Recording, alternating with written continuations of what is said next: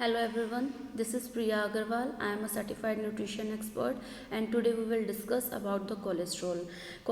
Nowadays, cholesterol is a major problem. Out of 10 people, 7 people are suffered from high cholesterol level means, and this occurs due to the sedentary lifestyle means properly exercise नहीं करने की वजह से या फिर proper workout नहीं करने की वजह से प्रॉपर फूड इनटेक ना होने की वजह से तो क्या हो रहा है, there will be a increase in cholesterol level. So cholesterol है क्या?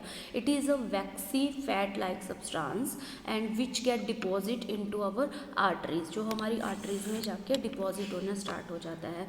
सो कोलेस्ट्रॉल जो है हमारी बॉडी में नेचुरली प्रोड्यूस हो रहा है and it is essential for our body. ऐसा नहीं है कि it is not essential, it is essential for our body because it is essential for the formation of cell membrane, for the formation of various type of hormones, vitamin D.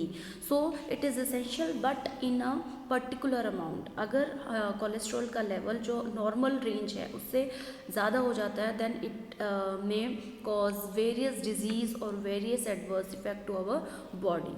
So basically जो cholesterol है it is not a water soluble and it travel in our blood stream and हमारी blood stream में हमारे blood के साथ जो है ये हमारी पूरी बॉडी में ट्रैवल कर रहा है एंड ये क्या कर रहा है, it is helpful in producing the lipoproteins. Lipoproteins basically it is a combination of lipids and proteins and lipoproteins are of various types like very low density lipoprotein, low density lipoprotein and high density lipoprotein. So बहुत से तरह के lipoproteins जो हैं present होते हैं and if there is an increase in level of lipoproteins then it get deposit in a form of plaque की form में हमारी आर्टरीज जो हैं उसमें डिपॉजिट होना स्टार्ट हो जाता है and when it get deposit then the arteries become narrowing. There is a narrowing of arteries जो हैं वो नैरो हो जाएंगी if the size of the arteries this and when there is a formation of plaque like this,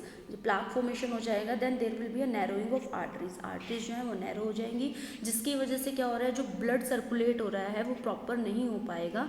blood circulation होने के लिए blood को pressure लगाना पड़ेगा आर्टरीज से सर्कुलेट होने की वजह से.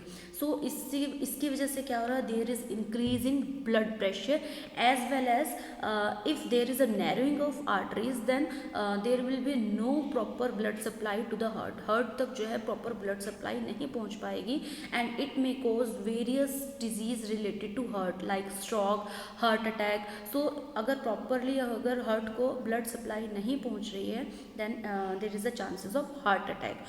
So there are various types of lipoproteins. First of all we will discuss about the low density lipoprotein. So low density lipoprotein is also known as the bad cholesterol.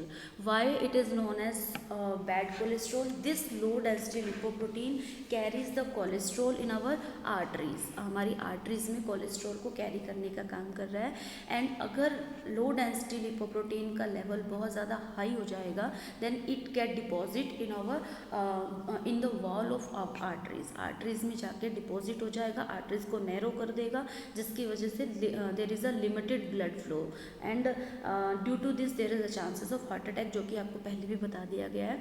सो इसलिए हम इसको बोल रहे हैं लो डेंसिटी लिपोप्रोटीन बोल रहे हैं. Next is the high density lipoprotein. High density lipoprotein जो है हम इसको गुड कोलेस्ट्रॉल बोल रहे हैं. बिकॉज क्यों बोल रहे हैं, because it help to return the low density lipoprotein cholesterol to our liver to remove the cholesterol from the body. ये क्या कर रहा है, जो लो डेंसिटी लिपोप्रोटीन है उसको लीवर तक पहुंचाने का काम कर रहा है जिससे कि ये हमारी बॉडी से रिमूव हो जाए. सो इसलिए हम हाई डेंसिटी लिपोप्रोटीन को गुड कोलेस्ट्रॉल बोल रहे हैं बिकॉज ये जो बैड कोलेस्ट्रॉल है उसको रिमूव करने का काम कर रहा है.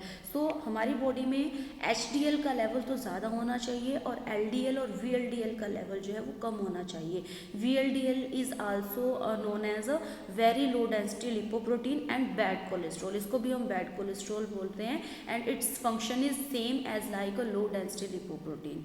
सो हमारे जो लाइफस्टाइल है उसको नॉर्मल करना जो है हमारा फर्स्ट पर्पस होना चाहिए।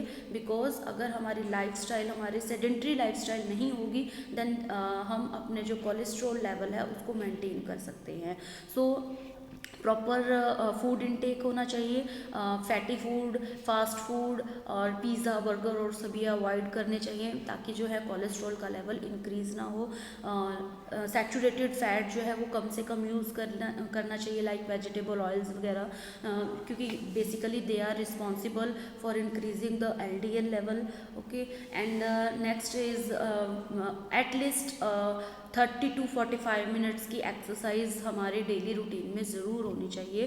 बिकॉज ये हेल्पफुल करती है हाई डेंसिटी लिपोप्रोटीन को इंक्रीज़ करने में, जिससे क्या हो रहा है, हाई डेंसिटी लिपोप्रोटीन का लेवल इंक्रीज़ हो रहा है and there is chances to decrease the cholesterol level और we can say that normalise the cholesterol level in our body.